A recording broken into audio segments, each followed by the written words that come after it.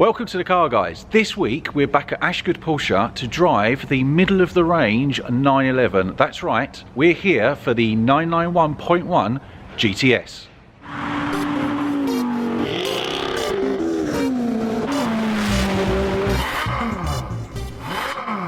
Hi, welcome to the Porsche 991.1 GTS. Thankfully, our friends at Ashgood don't care what we say about Boxsters. They are happy for us to drive their cars. They have very kindly lent us this beautiful carmine red 911 today. We are going to take it out for a spin. I'm going to give you my thoughts about it and see where it fits within the whole of the Porsche lineup. And hopefully we're going to have a lovely, lovely day.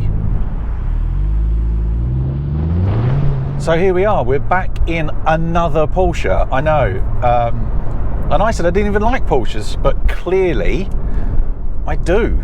So what I'm driving here today, kindly lent to us by the guys down at Ashgood, is this beautiful carmine red, black wheels, 911 991.1 GTS.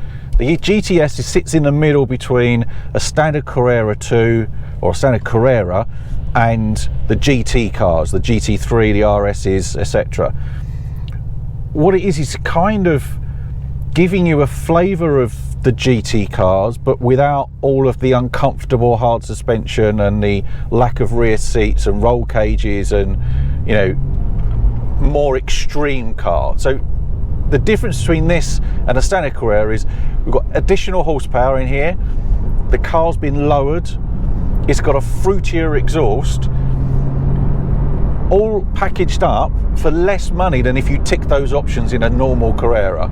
So if you went and bought a Carrera 2, you went, I want a bit more horsepower, I want these couple of extra things, you tick those boxes, it would cost more than buying the GTS. So first impressions are, it feels very GT, it feels very much like the Touring. You haven't got quite so much engine noise, so you haven't got the clatter mechanicalness of the GT, of the Touring, because probably you got much more sound in here. You've got rear seats which are obviously sitting between you and the engine bay as well. But the overall drive of the car feels very similar. This is a little bit more controlled, but it still feels like it's going to kill you. On these particularly damp roads, trust me, it's properly squirrely. It does want to kick out its rear. So this particular car is the two-wheel drive version. We have a 7-speed manual gearbox in this car, which obviously is perfect. However, it is a little confusing as to which gear you're in. Luckily, Porsche provide a very nice indicator in the middle of the rev counter, which is red to match the exterior of the car. So similar to the Touring that we have, which has got red dials as well. So we've got a 3.8 flat 6 normally aspirated engine. This is the last of the line of cars before they went completely turboed. It has got a very lovely torque curve. It is very tractable round town. You haven't got to move up and down the box to get the thing moving. You can go for very low revs. It's a very, very nice, easy, stressless drive.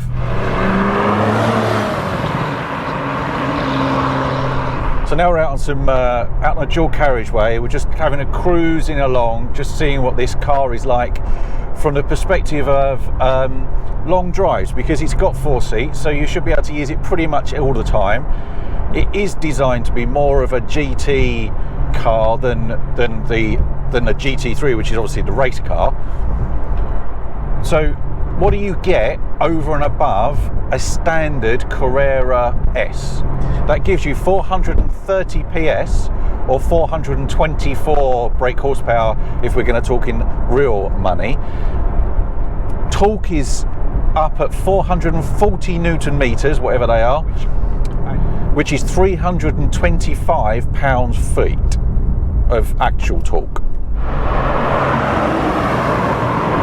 Time to give it some beanage. We're up to temperature, we're 20 miles an hour, second gear, de-restricted road, beanage.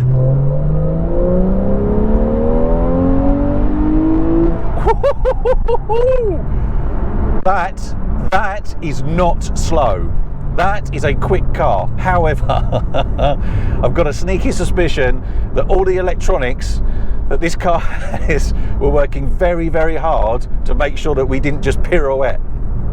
That was pretty awesome. It's very, very damp and squiggly out here, and the rear end is not a big fan of that. But that is pretty quick. That's a pretty quick car. 400 horsepower, 1,500 kilos.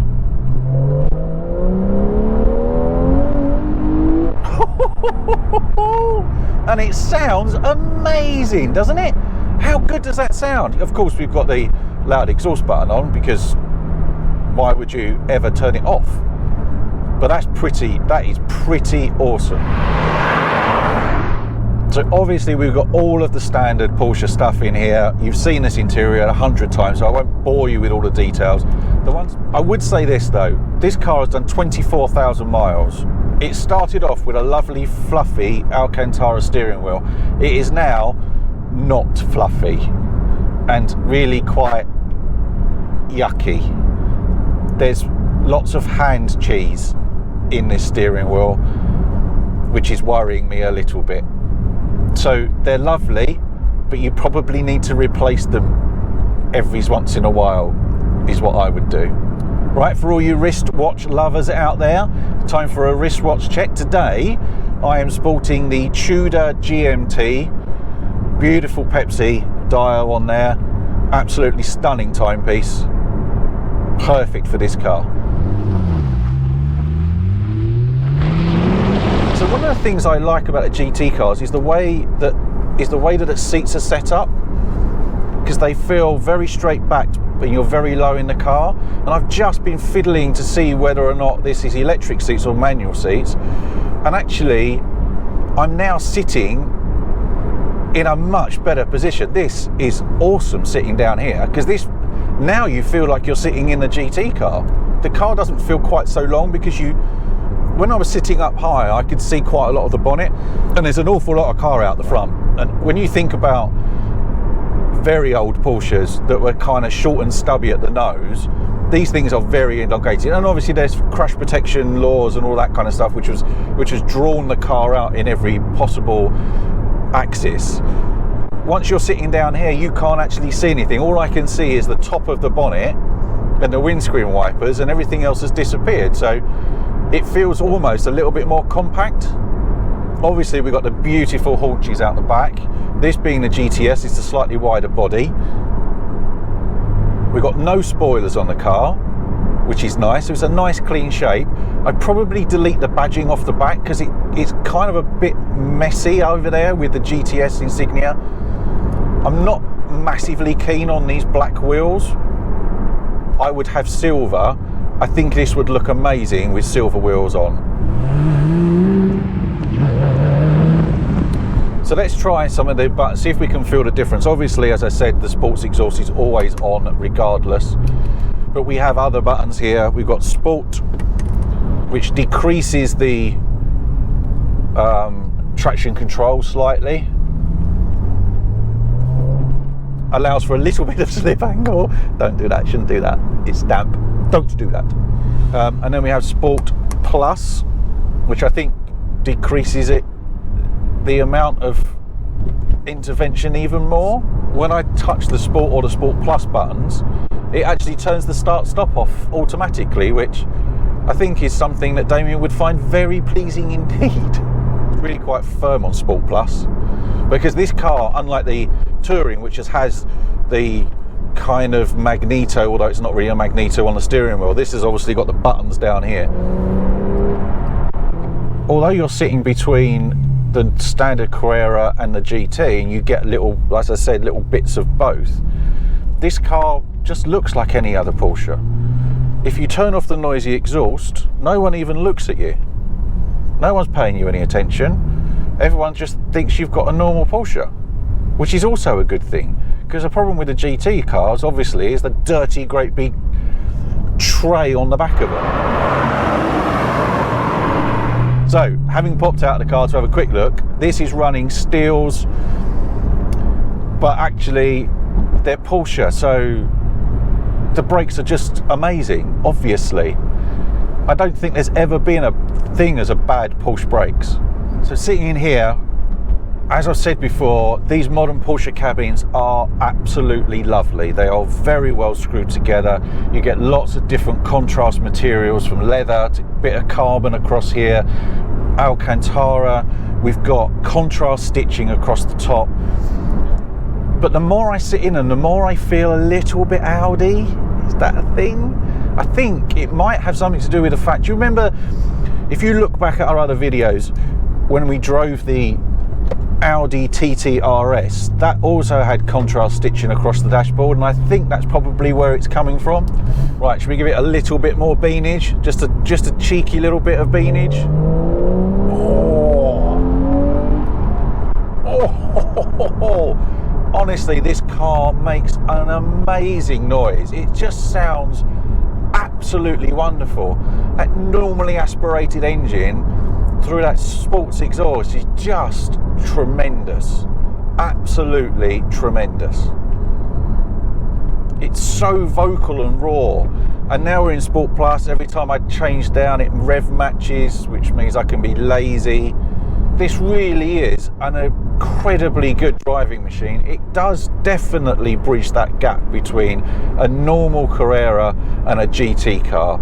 It gives you kind of little essences of both. So you can sit down low in it like I am at the moment. You can put all the Sport Plus stuff on. You can absolutely go for it, and it reacts in a brilliant way, and it feels alive, and it doesn't feel dead and sullen at the back, and it skips around and it feels like it wants to kill you. Or you can turn all of that stuff off, you can pop your seat up a little bit higher, and hey presto, you've now got a car that you can probably travel for hours in without getting tired or fatigued. You can take the family out in it because you've got seats in the back for the kiddies.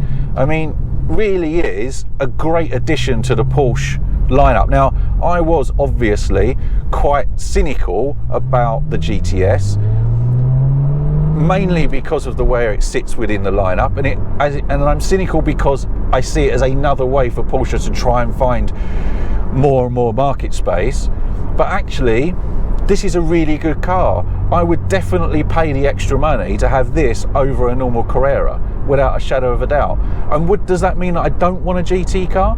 No, I don't think it does. However, if I had a GT car, I would absolutely have to have another car to drive around in. I could have a 2-car garage, a standard estate car, and this with a family of 4, and be very, very happy. In summary, I am very, very impressed with this car. It does exactly what I was told by car friend Tom at Ashgood it's supposed to do. Sit in the middle of the range, give you a little bit of everything, but allow you to own it on an everyday basis and get in it and drive it around and just have fun. It can be an animal when you want it to be. It can be a long-legged cruiser at other times. You can get your family in here. This is, I think, an absolute winner. This car ticks all of my boxes. Would I own one? I absolutely would own one.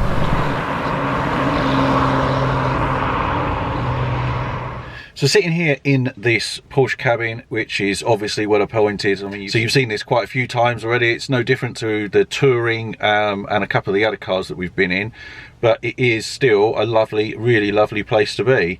This particular car doesn't have the smoking pack, which if you remember from the Spider specking video, we said is a must. Otherwise you end up with a dirty great big hole right in the middle of your transmission tunnel. So there we have it, the Porsche GTS 991.1 driven and reviewed. I really, really like this car. I think this is definitely a future classic. It is one of the greats. Make sure you get a manual, make sure you get the 2-wheel drive version, and you will be a very, very happy bunny. Please subscribe, leave comments, don't forget to ding that notification bell for when we have another episode uploaded, and we'll see you on the next one. Cheers.